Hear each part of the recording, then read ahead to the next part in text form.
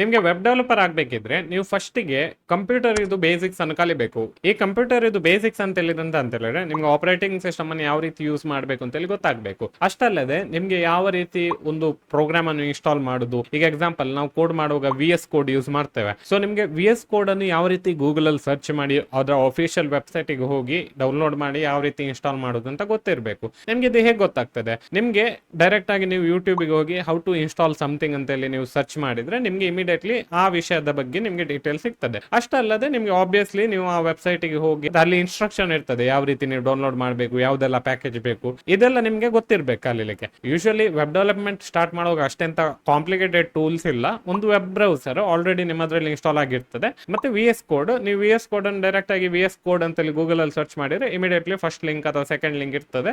ಆ VS code ಅನ್ನು download ಮಾಡಿ ನೆಕ್ಸ್ಟ್ ಇನ್ಸ್ಟಾಲ್ ಮಾಡಿ ನೆಕ್ಸ್ಟ್ ಅಂತ ಕ್ಲಿಕ್ ಕೊಟ್ಟು ಆ ಸಾಫ್ಟ್ವೇರ್ ಅನ್ನು ನೀವು ಯೂಸ್ ಮಾಡಬಹುದು. ನೀವು ಒಂದ್ಸರಿ VS ಕೋಡ್ ಅನ್ನೆಲ್ಲ ಕರೆಕ್ಟ್ ಆಗಿ ಇನ್ಸ್ಟಾಲ್ ಆದ ನಂತರ ನೀವು ಫಸ್ಟ್ ಗೆ ಫ್ರಂಟ್ ಎಂಡ್ ಅನ್ನು ಕರೆಕ್ಟ್ ಆಗಿ ಕಲಿಬೇಕು. ಸೊ ಇದರಲ್ಲಿ ಫ್ರಂಟ್ ಎಂಡ್ ಅಲ್ಲಿ ಎಂತ ಇರ್ತದೆ ಅಂದ್ರೆ ಒಂದು HTML, CSS ಮತ್ತೆ ಜಾವಾ ಸ್ಕ್ರಿಪ್ಟ್, ಈ 3 ಟೆಕ್ನಾಲಜೀಸ್ ಗಳನ್ನು ಯೂಸ್ ಮಾಡಿ ವೆಬ್ಸೈಟ್ ಗಳನ್ನು ಕ್ರಿಯೇಟ್ ಮಾಡ್ಲಿಕ್ಕೆ ಇರ್ತದೆ. ಸೊ ಈ ವೆಬ್ಸೈಟ್ ಅಂತ ಹೇಳಿದ್ರೆ ನಿಮ್ಗೆ ಆಬ್ವಿಯಸ್ಲಿ ಅಂತ ಗೊತ್ತುಂಟು. ಈಗ ನೀವು youtube.com ಗೆ ಹೋದ್ರೆ ನಿಮ್ಗೆ ವೆಬ್ಸೈಟ್ ಕಾಣ್ತದೆ. ಸೊ ಈ ವೆಬ್ಸೈಟ್ ಅಲ್ಲಿ ಯಾವ ರೀತಿ ಎಲ್ಲ ಡಿಸೈನ್ ಉಂಟು, ಮತ್ತೆ ಯಾವ ರೀತಿ ಟೆಕ್ಸ್ಟ್ ಎಲ್ಲ ಪ್ಲೇಸ್ ಆಗಿ ಉಂಟು, ಇವೆಲ್ಲ ವಿಷಯಗಳು HTML, CSS ಮತ್ತೆ ಜಾವಾ ಸ್ಕ್ರಿಪ್ಟ್ ನೋಡಿಕೊಳ್ಳೋದು. ಸೊ ಅದರಿಂದ ನೀವು HTML, CSS, Java script basics ಅನ್ನು ಕರೆಕ್ಟ್ ಆಗಿ ಕಲ್ತ್ರೆ ನಿಮ್ಗೆ ಆಬ್ವಿಯಸ್ಲಿ ನೀವು ಫ್ರಂಟ್ ಅಂಡ್ ವೆಬ್ಸೈಟ್ ಅನ್ನು ಕರೆಕ್ಟ್ ಆಗಿ ಮಾಡ್ಲಿಕ್ಕೆ ಆಗ್ತದೆ. ಸೊ ಇದನ್ನ ನೀವು ಫಸ್ಟ್ ಆಗಿ ಕಲಿಬೇಕು ನಿಮ್ಗೆ ವೆಬ್ ಡೆವಲಪರ್ ಆಗ್ಬೇಕಿದ್ರೆ. ನೆಕ್ಸ್ಟ್ ವಿಷಯ ಅಂತ ಹೇಳಿದ್ರೆ ನೀವು ಒಂದ್ಸರಿ ಅದು ಫ್ರಂಟ್ ಎಂಡ್ ಕಲ್ತಾದ ನಂತರ ನೀವು ಪ್ರೋಗ್ರಾಮಿಂಗ್ ಅನ್ನು ಕಲಿಬೇಕು. ಈ ಪ್ರೋಗ್ರಾಮಿಂಗ್ ಕಲಿಯೋದು ಉಂಟಲ್ಲ ಅಷ್ಟೆಂತ ಕಾಂಪ್ಲಿಕೇಟೆಡ್ ಇಲ್ಲ. ನಿಮ್ಮ ಹತ್ರ ಕಾಲೇಜ್ ಅಥವಾ ಸ್ಕೂಲ್ ಅಲ್ಲಿ ನಿಮ್ಗೆ ಆಲ್ರೆಡಿ ಇದನ್ನು ಕಲಿಸಿರ್ತಾರೆ. C++ ಅಥವಾ ಯಾವ್ದಾದ್ರು ಒಂದು ಬೇರೆ ಲ್ಯಾಂಗ್ವೇಜ್ ಕಲಿಸಿರ್ತಾರೆ. ಸೊ ಆ ಲ್ಯಾಂಗ್ವೇಜ್ ಅನ್ನು ಕಲಿತು ಪ್ರೋಗ್ರಾಮಿಂಗ್ ಇದು ಕೋರ್ ನಾಲೆಜ್ ನಿಮ್ಗೆ ಸಿಗ್ಬೇಕು.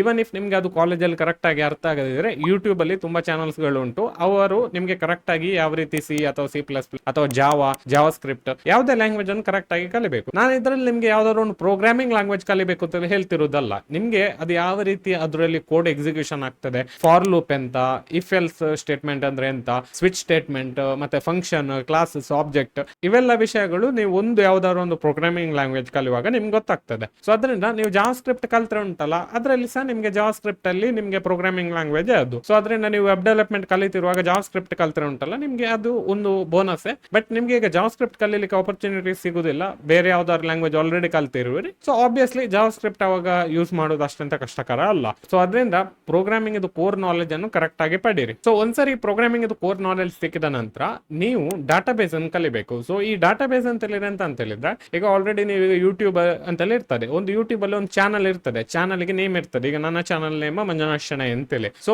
ಈ ಚಾನಲ್ ನೇಮ್ಸ್ ಗಳೆಲ್ಲ ಉಂಟಲ್ಲ ಆಕ್ಚುಲ್ ಆಗಿ ಸೇವ್ ಆಗುದು ಡಾಟಾಬೇಸ್ ಅಲ್ಲಿ. ಸೊ ಈ ಡಾಟಾಬೇಸ್ ಅಂತ ಹೇಳಿ ಒಂದು ಸ್ಟೋರೇಜ್ ಡಿವೈಸ್. ಸೊ ಈ ಸ್ಟೋರೇಜ್ ಅಲ್ಲಿ ಆಲ್ ದ ಡಾಟಾ ಉಂಟಲ್ಲ ನಿಮ್ಮ ವೆಬ್ಸೈಟ್ ರಿಲೇಟೆಡ್ ಎಲ್ಲ ಸೇವ್ ಆಗಿರ್ತದೆ. ಸೊ ಈಗ ಎಕ್ಸಾಂಪಲ್ ಒಂದು ಕಾಲೇಜ್ ಡಾಟಾಬೇಸ್ ಅಲ್ಲಿ ಎಲ್ಲ ಸ್ಟೂಡೆಂಟ್ಸ್ ಗಳ ಡೀಟೇಲ್ಸ್, ಮಾರ್ಕ್ಸ್ ಅದೆಲ್ಲ ಸೇವ್ ಆಗಿರ್ತದೆ. May be staff details, teachers, different ವಿಷಯಗಳು ಸೇವ್ ಆಗಿರ್ತದೆ. ಸೊ ಅದರಿಂದ ಈ ಡಾಟಾಬೇಸ್ ಉಂಟಲ್ಲ ಇದನ್ನು ಕಲಿಯೋದು ಅಷ್ಟಂತ ಕಷ್ಟಕರ ಅಲ್ಲ. ನೀವು ಆಲ್ರೆಡಿ ನೀವು ಕಾಲೇಜಲ್ಲಿ ಆದ್ರೆ ನಿಮ್ಗೆ SQL ಕಲಿಸ್ತಾರೆ. ಇಫ್ ನಿಮ್ಗೆ ಕಾಲೇಜಲ್ಲಿ SQL ಅಥವಾ ಬೇರೆ ಯಾವ್ದಾದ್ರು ಕಲಿಸಿದ್ದು ಅರ್ಥ ಆಗದಿದ್ರೆ ನೀವು ಆಬ್ವಿಯಸ್ಲಿ ಆನ್ಲೈನ್ ಗೆ ಹೋಗಿ ಯಾವ ರೀತಿ ಡಾಟಾಬೇಸ್ ಒಟ್ಟಿಗೆ ವರ್ಕ್ ಮಾಡೋದು ಅಂತ ಇರ್ತದೆ. ಸುಲಭದ ಡಾಟಾಬೇಸ್ ಅಂತ ಹೇಳಿದ್ರೆ SQL, MySQL ಅಂತ ಹೇಳ್ತೇವೆ. ಅದಕ್ಕೆ ನಿಮ್ಗೆ MongoDB ಅಂತೇಳಿ ಇನ್ನೊಂದು ಡಾಟಾಬೇಸ್ ಉಂಟು. ಸೊ ಇದನ್ನ ನೀವು ಕಲಿಬಹುದು. ಸೊ ಒಂದ್ಸರಿ ನೀವು ಯಾವ್ದಾದ್ರು ಡಾಟಾಬೇಸ್ ಕಲ್ತ ನಂತರ ನಿಮ್ಗೆ ಯಾವ ರೀತಿ ಒಂದು ಡಾಟಾ ಉಂಟಲ್ಲ ಒಂದು ವೆಬ್ಸೈಟ್ ಅಲ್ಲಿ ಅದನ್ನು ಯಾವ ರೀತಿ ಡಾಟಾಬೇಸ್ ಅಲ್ಲಿ ಕರೆಕ್ಟ್ ಆಗಿ ಸ್ಟೋರ್ ಮಾಡಬಹುದು ಅಂತೇಳಿ ನಿಮ್ಗೆ ಅದರ ಕಾನ್ಸೆಪ್ಚುಯಲ್ ನಾಲೆಜ್ ಸಿಗ್ತದೆ. ಸೊ ಅದರಿಂದ ನೀವು ಡಾಟಾಬೇಸ್ ಅನ್ನು ಕಲಿಯೋದು ಇಂಪಾರ್ಟೆಂಟ್.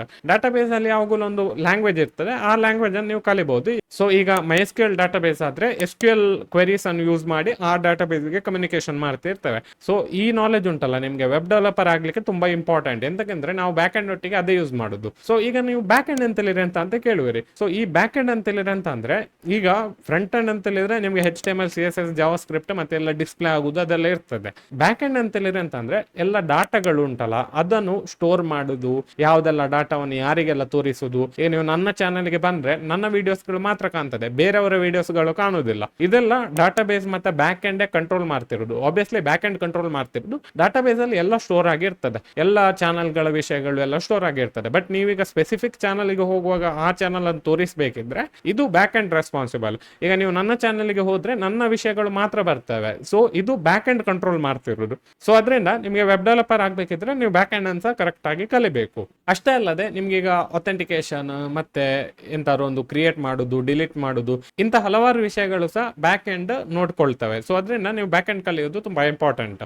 ಒಂದ್ಸರಿ ನಿಮ್ಗೆ ಈ ಎಲ್ಲ ವಿಷಯಗಳ ಬೇಸಿಕ್ ನಾಲೆಜ್ ಸಿಕ್ಕಿದ ನಂತರ ನೀವು ಒಂದು ಫೀಲ್ಡ್ ಅನ್ನು ಪಿಕ್ ಮಾಡಬಹುದು. ಮೇ ಬಿ ಫ್ರಂಟ್ ಎಂಡ್ ಮಾತ್ರ ನಿಮ್ಗೆ ಇಷ್ಟ, ಸೊ ಅದರಿಂದ ಫ್ರಂಟ್ ಎಂಡ್ ಅಲ್ಲಿ ಎಂತೆಲ್ಲ ವಿಷಯ ಇರ್ತದೆ ಅದನ್ನು ಮಾತ್ರ ನೀವು ಮಾಡಿ ಅದರ ಜಾಬ್ಸ್ ಗೆ ಅಪ್ಲೈ ಮಾಡಬಹುದು. ಇನ್ನೊಂದು ಎಂತ ಅಂತ ಹೇಳಿದ್ರೆ ಬ್ಯಾಕ್ ಎಂಡ್ ಮಾತ್ರ ಅಂದ್ರೆ ನಿಮ್ಗೆ ಡಾಟಾ ಬೇಸ್ ಅಂದ್ರೆ ಅಷ್ಟು ತುಂಬಾ ಇಷ್ಟ ಆಗಿದ್ರೆ, ತುಂಬಾ ಜನರಿಗೆ API, ಎಸ್ಪೆಷಲ್ ನಂಗೆ ಸಹ API ಮಾಡುದು ಮತ್ತೆ API ಒಟ್ಟಿಗೆ ಇಂಟ್ರಾಕ್ಟ್ ಮಾಡುದು, ಇಂತ ಹಲವಾರು ವಿಷಯಗಳು ಸೂಪರ್ ಆಗ್ತದೆ. ಸೊ ಅದರಿಂದ ನಿಮ್ಗೆ ಅದು ಇಷ್ಟ ಆದ್ರೆ ನೀವು ಬ್ಯಾಕ್ ಎಂಡ್ ಡೆವಲಪರ್ ಸಹ ಆಗ್ಬಹುದು.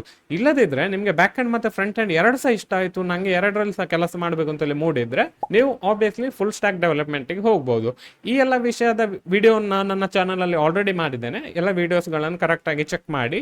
ನಿಮ್ಗೆ ಈ ವಿಡಿಯೋ ಇಷ್ಟ ಲೈಕ್ ಮಾಡ್ಲಿಕ್ಕೆ ಮರಿಬೇಡಿ, ಸಬ್ಸ್ಕ್ರೈಬ್ ಸಹ ಮಾಡಿ. ನೆಕ್ಸ್ಟ್ ವಿಡಿಯೋದಲ್ಲಿ ಸಿಗೋಣ. ಬಾಯ್.